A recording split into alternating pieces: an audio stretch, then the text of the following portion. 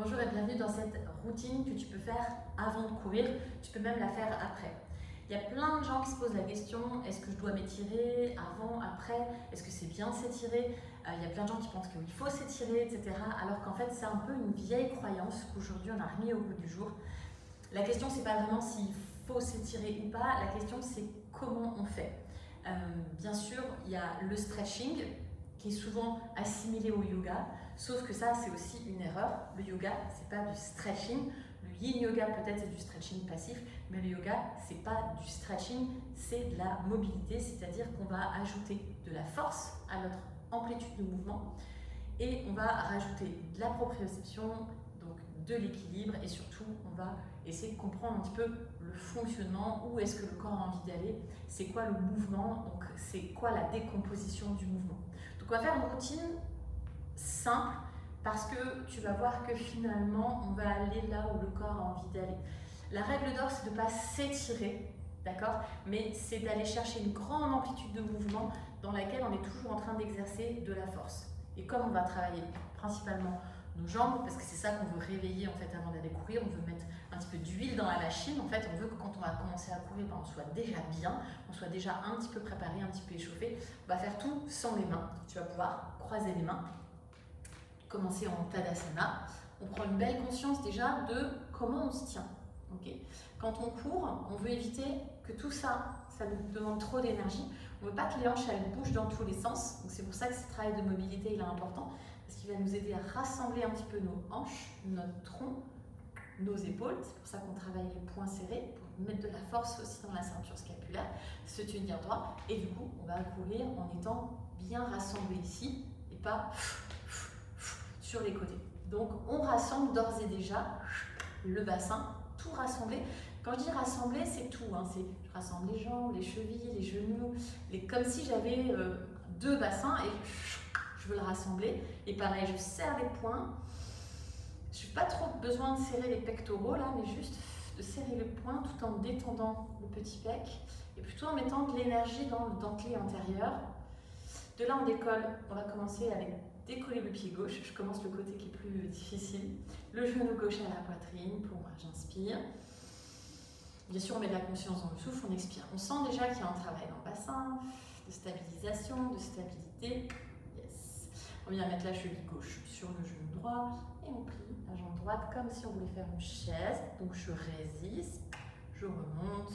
Et maintenant, le mouvement contraire, j'enroule la jambe gauche derrière la jambe droite, je croise, pose les orteils, mais sans s'effondrer. Donc sinon, on pose le coup de pied ou on pose rien et on vient s'asseoir, genoux croisés. On rajoute une petite torsion, coude gauche à l'extérieur du genou droit, juste pour détendre aussi le haut du dos. On inspire, on est toujours en résistance et on expire. Cool. On vient s'asseoir sur les deux fesses, en lenteur, en douceur. Yes, on est là.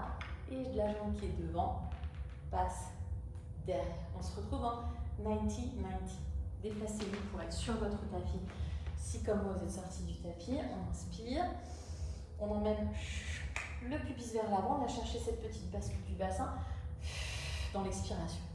Je monte, j'inspire sur les deux genoux et je descends pour 5, pour 4,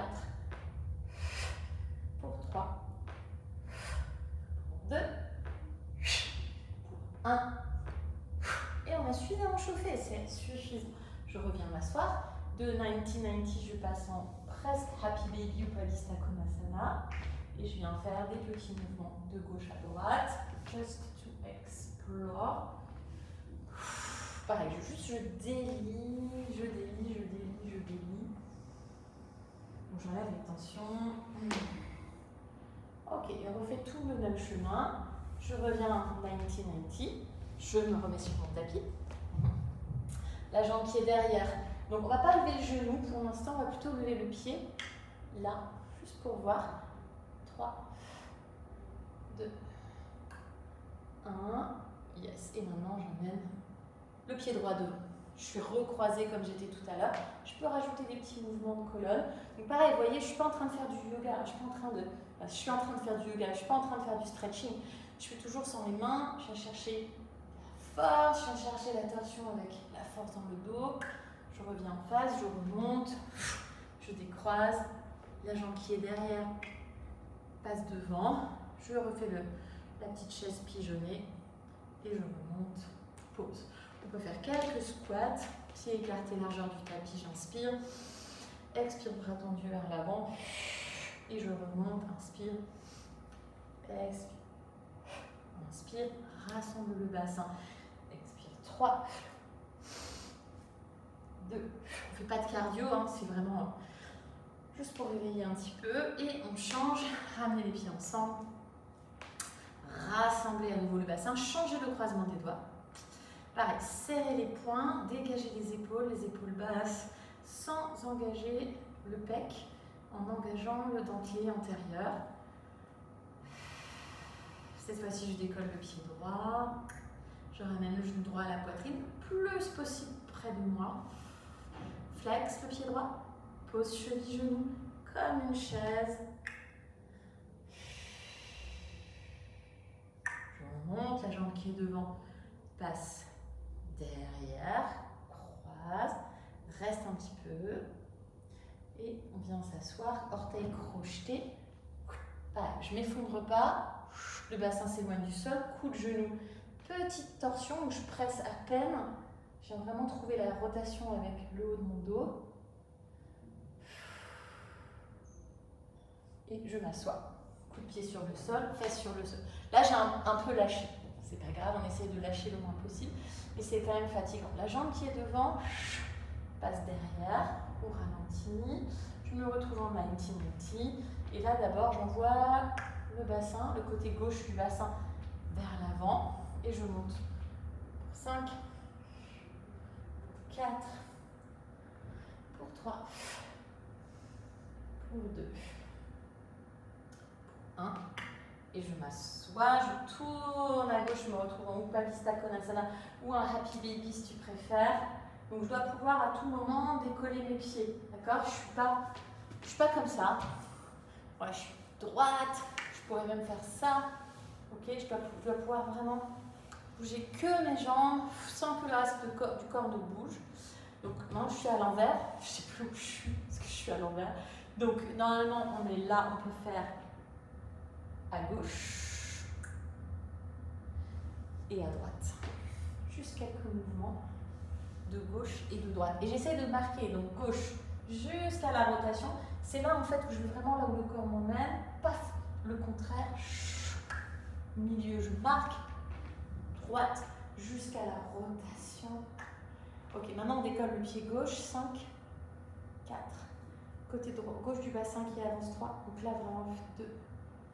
Extension de hanche, 1, je décolle, je ramène, je croise, je remonte comme je suis venue, la jambe qui est derrière passe devant, cheville, genou, chaise, ici. On pourrait même rajouter une torsion ici, une torsion ici, pour réveiller le haut du dos. On remonte, genou, poitrine, relâchez les mains, posez le pied droit. Ok. Maintenant, je fais des squats pieds parallèles. Les bras le long du corps, j'inspire. Expire devant pour 5. Inspire. 4. Inspire. 3. 2. 1. Et je reviens.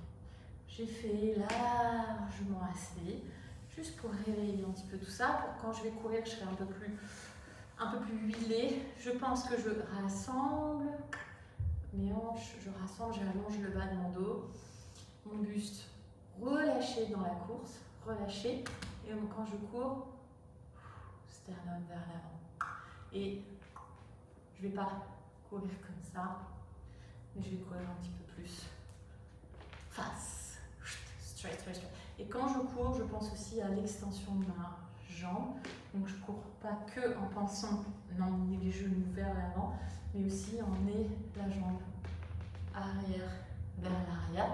Et quand la jambe revient, quand la jambe revient, ce mouvement de revient, il est complètement passif. C'est là où je récupère. et je réactive. Donc je reviens, je monte et quand je vais derrière, je pousse derrière. Ouf. Merci de m'avoir suivi. Très bon run.